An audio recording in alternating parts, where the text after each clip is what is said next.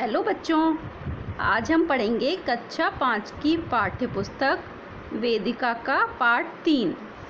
इसका नाम है काकी।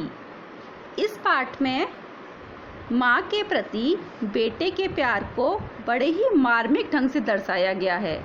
इसमें एक बालक अपनी मरी हुई माँ को पतंग की सहायता से वापस बुलाने की कोशिश में अपने पिता की जेब से पैसे चोरी कर बैठता है। तो आइए पाठ पढ़ना शुरू करते हैं। उस दिन बड़े सवेरे श्यामू की नींद खुली तो उसने देखा कि घर में कोहराम मचा हुआ है। कोहराम का मतलब होता है रोने पीटने का शोर। तो एक दिन जब सवेरे श्यामू, मतलब जो लड़का था, श्यामू उसका नाम था लड़के का, उसकी आँख खुली तो उसने देखा कि उसके घर में रोने पीटने की आवाज़ आ रही है। उसकी माँ नीचे से ऊपर तक एक सफ़ेद कपड़ा ओढ़े भूमि पर लेटी हुई है और जो श्यामू की माँ थी वो एक सफ़ेद कपड़ा ओढ़े भूमि पर लेटी हुई है और घर के सब लोग उसे घेर कर विलाप कर रहे हैं। विलाप मतलब रोना, और घर के जितने भी लोग हैं वो उसको घेर कर रो रहे हैं, उसकी माँ को। जब लोग उसकी माँ को शमशान ले जाने लगे तब श्यामू ने बड़ा उपद्रव मचाया। उपद्रव माने उत्पात। जब उसकी माँ को शमशान ले जाने लगे तो जो श्यामू था उसने बहुत उत्पात मचाया, बहुत रोया। वो लोगों के हाथ से छूटकर वह माँ के ऊपर जा गिरा और बोला, काकी सो रही है, इसे इस तरह उठाकर कहाँ ले जा रहे हो? उसने कहा कि मेरी माँ सो रही है, उसको आप कहाँ लेके जा रहे हो सारे लोग? मैं इसे नहीं ले जाने दूंगा। श्यामू ने कहा कि मैं अपनी माँ को नहीं ले जाने दूंगा। लोगों ने बड़ी कठिनाई से उसे हटाकर उसे काकी के दाह संस्कार में जाने नहीं दिया। बड़ी मुश्किल से लोगों ने उसको वहाँ से हटाया और उसको अपनी माँ के दाह संस्कार में भी जाने नहीं दिया। एक दासी राम राम करके उसे घर में ही संभाले रही। एक दासी थी नौकरानी जो राम राम करके उसको घर पे ही संभाले रही। उसको वहाँ पर जाने नहीं दिया शमशान घाट में, क्योंकि वो बहुत रो रहा था, बहुत उत्पात मचा रहा था। इसलिए श्यामू वहाँ नहीं गया और वो घर पे ही रहा।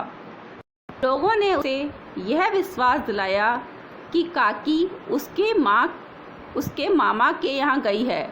लोगों ने उसको विश्वास दिलाया कि जो उसकी माँ है वो उसके मामा के यहाँ गई है। काकी मतलब उसकी माँ, वो उसके कहाँ गई है? मामा के यहाँ। लोगों ने कहा कि तुम्हारी माँ तुम्हारे मामा के घर गई है। परंतु यह बात उससे अधिक दिन तक ना छिपी रह सकी कि काकी और कहीं नहीं बल्कि ऊपर राम जी के यहाँ गई है। उसे पता चल गया कि उसकी माँ कहाँ गई है? ऊपर राम जी के पास, भगवान के पास चली गई है। कई दिन तक काकी के लिए लगातार रोते रोते उसका रुदन तो धीरे धीरे शांत हो गया, परंतु शोक शांत ना हो सका। कई दिन हो गए तो उसने अपनी माँ के लिए रोज जो रोता रहता था वो तो उसका बंद हो गया, लेकिन जो उसके अंदर जो उसके अंदर शोक था वो शांत नहीं हो सका। वह प्रातः अकेला बैठा बैठा उदास मन से आकाश की ओर ताकर करता। एक दिन उसने ऊपर आसमान में एक पतंग उड़ती देखी। वो जब उदास होता था तो ऊपर आकाश में देखता रहता था। तो एक दिन उसने ऊपर आसमान में एक पतंग उड़ती देखी। ना जाने क्या सोचकर उसका हृदय एकदम खिल उठा और उसको एकदम से, यानी क्या सोचा उसने कि वो बहुत खुश होने लगा। वह पिता के पास जाकर बोला, काका मुझे एक पतंग मंगा दो। उसने अपने काका मतलब अपने पिता से जाकर बोला कि पिताजी मुझे एक पतंग मंगवा दो, अभी मंगवा दो। पत्नी की मृत्यु के बाद से विश्वेश्वर बहुत अनमने रहते थे। विश्वेश्वर, जो श्यामू थे उसके पिता का नाम था विश्वेश्वर। तो जब वो विश्वेश्वर थे, वो उनकी पत्नी की जब मृत्यु हो गई तो उनका मन कहीं लगता नहीं था, इसलिए बहुत चिड़चिड़े हो गए थे वो। अतः अच्छा मंगा दूंगा कहकर उदास भाव से और कहीं चले गए। उन्होंने कहा ठीक है मंगवा दूंगा, और उदास होकर वहाँ से चले गए। परंतु श्यामू अपनी इच्छा ना रोक सका। श्यामू को जो इच्छा थी कि वो पतंग चाहिए तो उसको चाहिए ही। एक जगह खुटी पर विश्वेश्वर का कोट टंगा था। एक खुटी पर उसके पिता का विश्वेश्वर का कोट टंगा हुआ था। उसने इधर उधर देखा और एक स्टूल सरकाकर कोट के पास रखा, और एक स्टूल लाकर कोट के पास रखा। फिर उसने ऊपर चढ़कर कोट की जेब टटोली। एक चवन्नी मिलते ही वह तुरंत वहाँ से बाहर की ओर भागा, और उसने अपने पिता की जेब से क्या चुरा ली? एक चवन्नी, और वहाँ से वो भाग गया। सुखिया दासी का लड़का भोला श्यामू का साथी था। श्यामू का दोस्त था, उसका नाम था भोला। श्यामू ने उसे चवन्नी देते हुए कहा, अपनी जीजी से कहकर गुपचुप एक पतंग और डोर मंगवा दो। श्यामू ने भोला को चवन्नी दी और कहा कि जाओ अपनी जीजी मतलब दीदी से कहकर एक चुपचाप से, गुपचुप मतलब चुपचाप से, मेरे लिए एक पतंग और डोरी मंगवा दो। देखो खूब अकेले में लाना, कोई जान ना पाए। श्यामू ने कहा कि बिल्कुल अकेले में लाना, किसी को पता ना चले पतंग आई है, किसी को ये ना पता चले कि मैंने पतंग मंगवाई है। एक अंधेरे कमरे में उसमें डोर बांधी जाने लगी, और पतंग आ गई, और पतंग में क्या बांधी जाने लगी? डोर।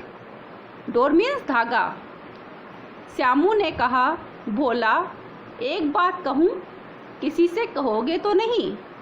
श्यामू ने कहा भोला से कि मैं एक बात कहूँ, किसी से कहोगे तो नहीं?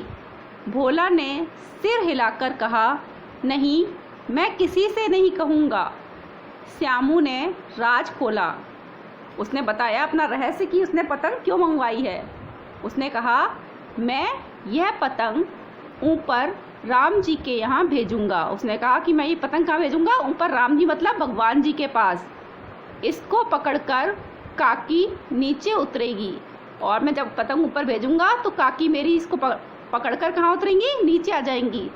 मैं लिखना नहीं जानता, नहीं तो इस पर उसका नाम लिख देता। उसने कहा कि मुझे लिखना नहीं आता, वरना मैं इस पतंग पर अपनी माँ का नाम काकी लिख देता। भोला श्यामू से अधिक समझदार था। उसने कहा, बात तो बड़ी अच्छी सोची। भोला ने कहा, तुमने बात तो बहुत अच्छी सोची है, लेकिन एक कठिनाई है। यह डोर पतली है, इसे पकड़कर काकी उतर नहीं सकती। उसने कहा कि भोला ने कि ये डोर कैसी है? पतली है, कमज़ोर है, इसे पकड़कर काकी कैसे उतरेंगी नीचे? इसके टूट जाने का डर है, क्योंकि ये पतली है, कमज़ोर है, इसलिए टूट सकती है। पतंग में मोटी रस्सी हो तो सब ठीक हो जाए। उसने कहा अगर हम इसमें मोटी रस्सी लगा देंगे पतंग के अंदर तो क्या होगा? मजबूत रहेगी और काकी आराम से नीचे उतर आएंगी, और पतली डोरी होगी तो क्या हो जाएगा? और डोर टूट जाएगी। श्यामू गंभीर हो गया। उसने सोचा, सही सोचा उसने कहा, क्योंकि बात तो लाख रुपए की सुझाई गई थी। उसने कहा बात तो ठीक थी कि पतली रस्सी है तो काकी नहीं उतर पाएगी, और मोटी रस्सी होगी तो क्या होगा? काकी आराम से उतर आएगी। परंतु कठिनाई यह थी कि मोटी रस्सी कैसे मंगाई जाए। अब मोटी रस्सी कहाँ से लाई जाए, कैसे लाई जाए?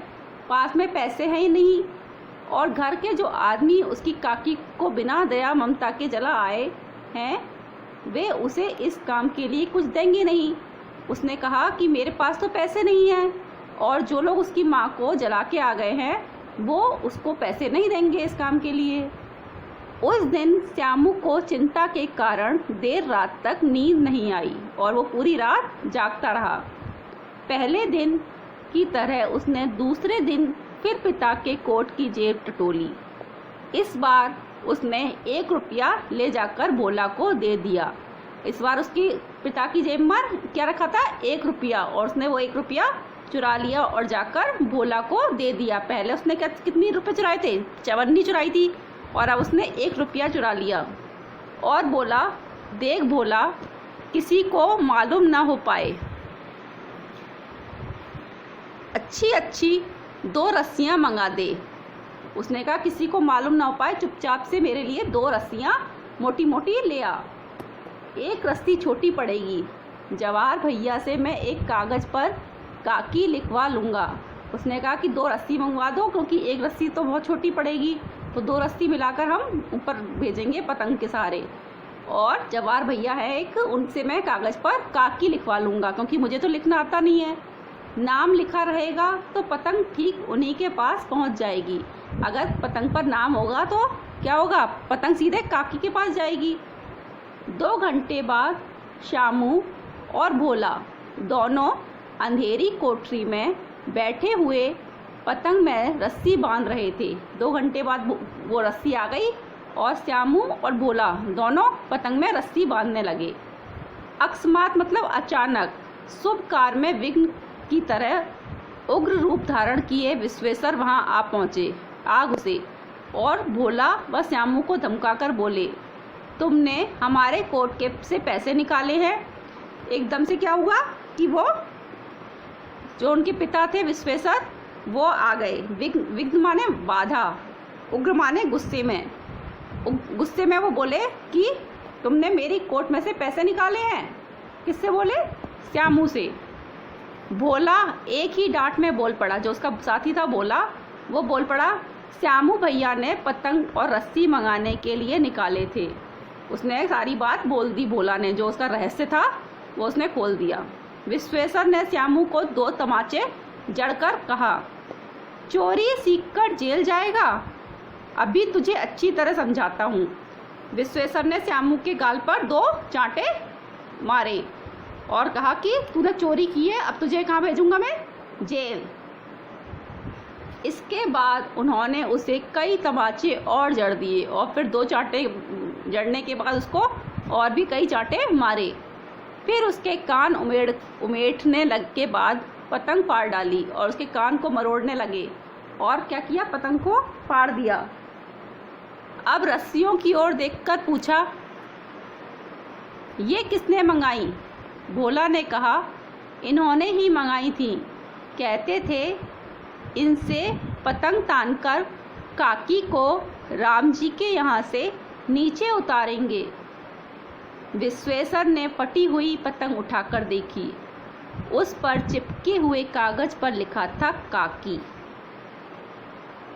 समझ में आई आपको ये स्टोरी कि एक बच्चे ने अपनी माँ से इतना प्यार करता था वो कि उसने अपने पिता की जेब में से पैसे चोरी किए। क्यों? क्योंकि वो अपनी माँ को नीचे लाना चाहता था भगवान जी के पास से। तो ये आपका पाठ समाप्त होता है। आप इसकी घर पर रीडिंग करिए।